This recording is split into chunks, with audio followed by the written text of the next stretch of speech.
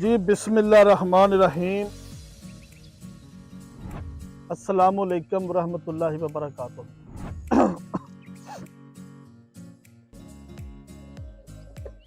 उसका दिल चाहे तो वो कतरों कतरों से समंदर कर दे, वो तो खालिक के कायनात की मर्जी है कि चाहे यतीमों को पैगंबर कर दे।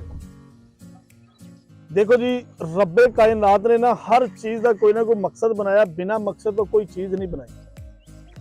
सांडे नूं अल्लाह ताला ने इतनी शान दी है, इतनी पावर दी है, इतनी ताकत दी है कि यह जानवर बगैर खान तो बगैर पीन तो अगर 3 साल तक जिंदा रह सकता है तो चर्बी का जो तेल बनता है ना, वह की कमाल होएगा यार। इन्ना इहदा पावरफुल और इन्ना इहदा ताकतवर तेल होएगा।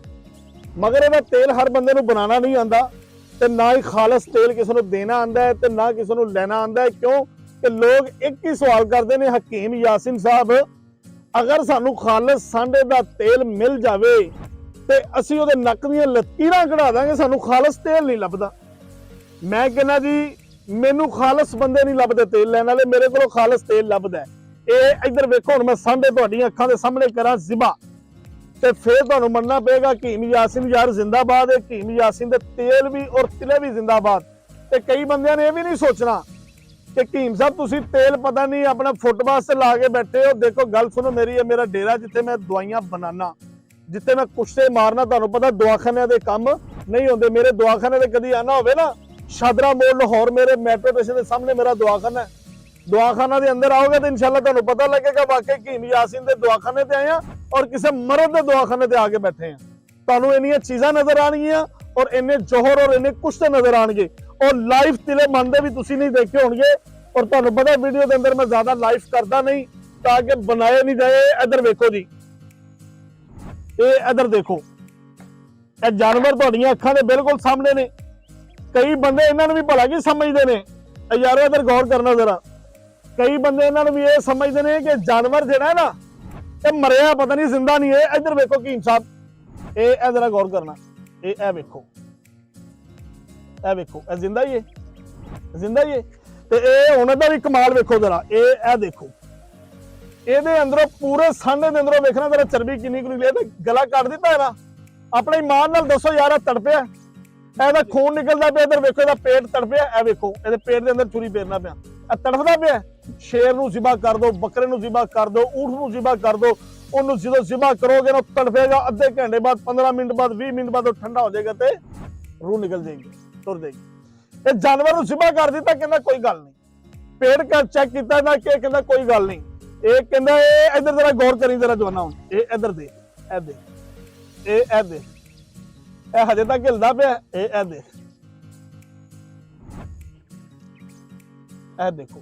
ये कहता है कि मेरे गला कट दे कोई नहीं, पेट कट दे कोई नहीं, मेरी गांड से हथ ना लाई। कहता ना मैं गांडू हाँ, ना मैं गांडुआं दे काम आना, मैं मर्द हाँ ते मर्दां दे काम। इनू मैनू मर्द बंदा इस्तेमाल करे। ਜਿਹੜਾ ਬੰਦਾ ਮੇਰਾ सांडे ਦੇ तेल ਦਾ 3 ਮਹੀਨੇ ਤੋਂ ਬਾਅਦ ਇੱਕ ਦਿਨ ਵੀ सांडे ਦੇ तेल ਦਾ ਤਿਲਾ ਕਰ ਲਵੇ ਨਾ, ਕਦੀ ਜ਼ਿੰਦਗੀ ਦੇ ਅੰਦਰ ਉਹ ਮਰਦ ਕਮਜ਼ੋਰ ਨਹੀਂ ਹੁੰਦਾ। ਲਓ ਖਾਲਸ ਚਰਬੀ ਦਾ ਤੇਲ ਨਿਕਲਦਾ, ਜਵਾਨੋ ਵੇਖੋ ਜਰਾ। ਇਹ ਲਓ ਜੀ, ਇਹ ਵੇਖੋ ਜੀ, ਖਾਲਸ ਤੇਲ ਇੰਜ ਨਿਕਲਦਾ ਜੀ। ਇਹ ਖਾਲੀ सांडे ਦੀ ਚਰਬੀ ਦਾ ਤੇਲ ਹੈ ਜੀ। ਇਹ ਇੰਜ ਤਿਲਾ ਨਿਕਲਦਾ ਜੇ ਤੇਲ, ਇਹ ਚੈੱਕ ਕਰੀ ਜੋ ਜਰਾ। ਇਹ ਦੇਖੋ, इंज मैं सांडे का तेल कढ़ांगा और तुहानू पता चल जाएगा कि असल हकीम किनू कहंदे ने, असल तबीब किनू कहंदे ने।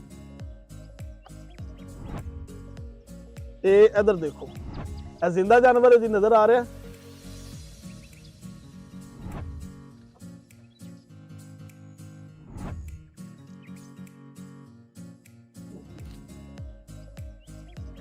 इंज खालस तेल निकलता है। बाकी जानवर जाया है, इसका कोई फायदा नहीं।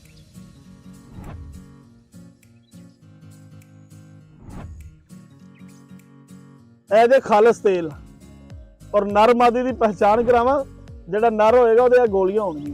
देखो, ए पूरे जी नजर आ रहे ने, ए पूरे ने, ए चर्बी है।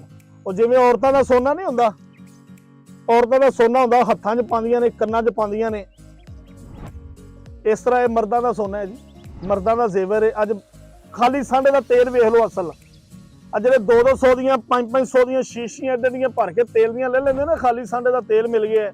ਉਹ ਤੁਸੀਂ ਗੱਲਾਂ ਸੁਣੀਆਂ ਨੇ, ਖਾਲੀ ਸਾਂਡੇ ਦਾ ਤੇਲ ਦੇਖਣਾ ਹੈ ਤੇ ਅੱਜ ਹਕੀਮ ਯਾਸੀਨ ਕੋਲ ਵੇਖਣਾ ਹੈ ਤੁਸੀਂ।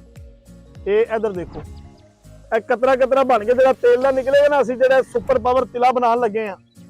ਸਾਡੇ ਸੁਪਰ ਪਾਵਰ ਤਿਲੇ ਦੇ ਅੰਦਰ ਜਰਾ ਚੀਜ਼ਾਂ ਦੇਖੋ ਅਸੀਂ ਕਿੰਨੀਆਂ ਇਸਤੇਮਾਲ ਕਰਨੇ ਯਾਰ। ਖਾਲੀ ਲੋਕ ਕਹਿੰਦੇ ਨੇ ਸੁਪਰ ਪਾਵਰ ਤਿਲਾ ਬਣਦਾ ਕਿਵੇਂ ਹੈ। ਹਕੀਮ ਯਾਸੀਨ ਦੇ ਸੁਪਰ ਪਾਵਰ ਤਿਲੇ ਤੇ ਪੂਰੀ ਦੁਨੀਆ ਦੇ ਲੋਕ ਜਾਣਦੇ ਹੀ, ਤੇ ਖਾਲਿਸ ਚੀਜ਼ ਸਿਰਫ ਹਕੀਮ ਯਾਸੀਨ ਦੇ ਦਵਾਖਾਨੇ ਤੇ ਜਾਈਏ ਪਹੁੰਚ, ਜਾਂ ਹਕੀਮ ਯਾਸੀਨ ਨਾਲ ਲਈਏ ਮਿਲ, ਤੇ ਸਾਨੂੰ ਅਸਲ ਤੇਲ ਉੱਥੋਂ ਹੀ ਲੱਭਦਾ। 42 ਮੁਲਕਾਂ ਦੇ ਅੰਦਰ ਅੱਲਾ ਸੱਚਾ ਜਾਣਦਾ, ਮੈਨੂੰ ਲੋਕ ਜਾਣਦੇ ਔਰ ਉਹ ਕਹਿੰਦੇ ਨੇ ਹਕੀਮ ਯਾਸੀਨ ਸਾਹਿਬ ਤੇਰਾ ਤੇਲ ਕਮਾਲ ਦਾ ਯਾਰ।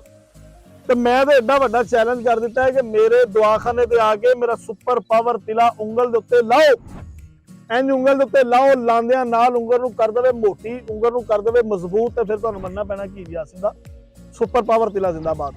ਇਹ ਇਧਰ ਵੇਖੋ ਜੀ, ਇਹ ਕਿੰਨੇ ਜਾਨਵਰ ਤੁਹਾਡੇ ਸਾਹਮਣੇ ਜ਼ਿਬਾ ਕੀਤੇ ਨੇ, 2 4 6 ਤੇ ਇੱਕ 7 ਜਾਨਵਰ ਨੇ ਜੀ ਸਾਡੇ ਕੋਲੇ। ਇੱਕ ਦੀ ਚਰਬੀ ਰਹਿ ਗਈ। 7 ਜਾਨਵਰਾਂ ਦੇ ਅੰਦਰ ਤੁਸੀਂ ਇਹ ਦੱਸੋ ਇੱਕ ਬੋਤਲ ਨਿਕਲੇ ਅਗਰ ਇਹਦੇ ਵਿੱਚੋਂ ਤੇਲ ਦੀ, ਜਦ ਫਰਜ਼ ਕਰੋ ਇਹ ਏਡੇ ਏਡੇ ਡਰਾਪ ਜਿਹੜੇ ਨੇ ਨਾ ਸਿਰਫ 2 ਨਿਕਲਾਣਗੇ। ਇਹ ਇੱਕ ਨਿਕਲੇਗਾ ਪੂਰੇ ਦੇ ਵਿੱਚੋਂ, 7 ਜਾਨਵਰਾਂ ਤੇ ਇੰਨਾ ਤੇਲ ਨਿਕਲੇਗਾ। ਅਗਰ ਐਡੀ ਬੋਤਲ ਤੇਲ ਦੀ ਨਿਕਲੇ ਤਾਂ ਮੈਂ ਤੁਹਾਨੂੰ ਕਹਾਂ 200 ਰੁਪਇਆ ਦਵੋ ਦੇ ਦਾ, ਇਸ ਤਰ੍ਹਾਂ ਹੋਏਗਾ, ਮੈਂ ਦੇ ਸਕਦਾ ਤੁਹਾਨੂੰ।